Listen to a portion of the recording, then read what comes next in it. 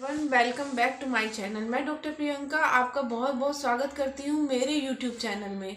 तो आज की वीडियो में मैं फीमेल की कॉमन प्रॉब्लम पीसीओएस या पीसीओडी के बारे में बात करूंगी, यानी कि पॉलीसिस्टिक ओवेरियन सिंड्रोम या पॉलीसिस्टिक ओवेरियन डिजीज के बारे में बात करूंगी, जिसमें ओवरी में मल्टीपल सिस्ट बन जाते हैं। तो क्या होता है पीसीओडी, इसके क्या क्या साइन एंड सिम्टम्स होते हैं, कौन सी क्या कारण होते हैं पीसीओडी के, और कौन सी होम्योपैथिक मेडिसिन आप यूज़ करके अपनी पीसीओडी की प्रॉब्लम को दूर कर सकते हैं। तो अगर आप मेरे चैनल पे नए हैं, मेरा वीडियो पहली बार देख रहे हैं, तो please subscribe to my channel. तो पीसीओडी क्या होता है? पीसीओडी में फीमेल में जो थोड़े से मेल हार्मोन्स होते हैं, एंड्रोजन होते हैं, वो बढ़ने लगते हैं। और जो फीमेल हार्मोन होते हैं, जो जैसे कि एफएसएच फॉलिकल स्टिमुलेटिंग हार्मोन और ल्यूटेजाइन हार्मोन्स, इनका अमाउंट कम होने लगता है। और जब फीमेल में मेल हार्मोन्स बढ़ने लगते हैं तो पीसीओएस या पीसीओडी की प्रॉब्लम होने लगती है। तो इसके क्या क्या कारण होते हैं?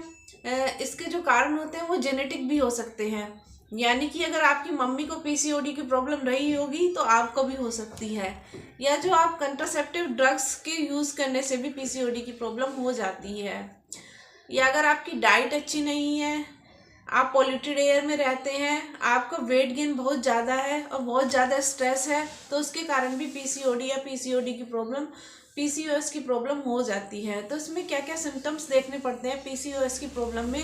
पीसीओएस की प्रॉब्लम में फीमेल के जो फेस है उस पर अनवांटेड हेयर की प्रॉब्लम हो जाती है, स्पेशली जो अपर लिप होता है और चिन, इस पे फेस पर हेयर्स की प्रॉब्लम देखने को मिलती है। या और फेस पर पिंपल्स की प्रॉब्लम देखने को मिलती है। जो फेस के जो पिंपल्स होते हैं वो ठीक नहीं होते हैं, जिनको एक्ने रोजिया भी कहते हैं।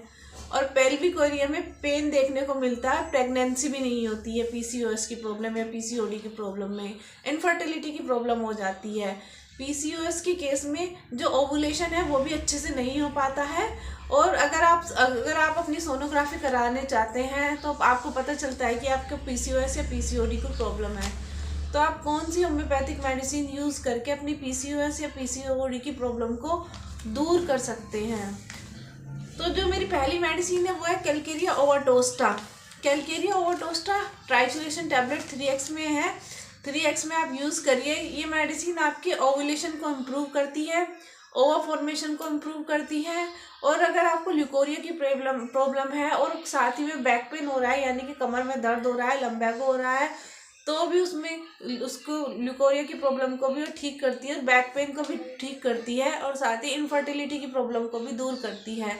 तो आप इसकी 2-2 टैबलेट दिन में 3 बार ले सकते हैं। कैलकेरिया ओवाटोस्टा टाइट्रेशन टैबलेट 3x में आप 2-2 टैबलेट दिन में 3 बार ले सकते हैं। मेरी जो दूसरी मेडिसिन है वो है एपिसमेल, यानी कि जो एपिसमेल फीका है, ये बायलैटरल ओवेरियन सिस्ट को ठीक करती है। यानी कि आपकी अगर दोनों ओवरी में सिस्ट है तो उसके सिम्टम्स को ये इम्प्रूव करती है। और जो पेशेंट है उसके हाथ पैर और फेस पर स्वेलिंग देखने को मिलती है तो उसको भी इम्प्रूव करती है। साथ ही में हिर्सुटिज्म की प्रॉब्लम, यानी कि फेस पर अनवांटेड हेयर की प्रॉब्लम, स्पेशली जो अपर लिप और चिन पर जो अनवांटेड हेयर की प्रॉब्लम होती है, उसमें भी, उसके सिम्टम्स में भी इम्प्रूव होता है। और अगर हाथ पैर में वाटर रिटेंशन के कारण जो स्वेलिंग देखने को मिलती है उसको भी ये इम्प्रूव करती है।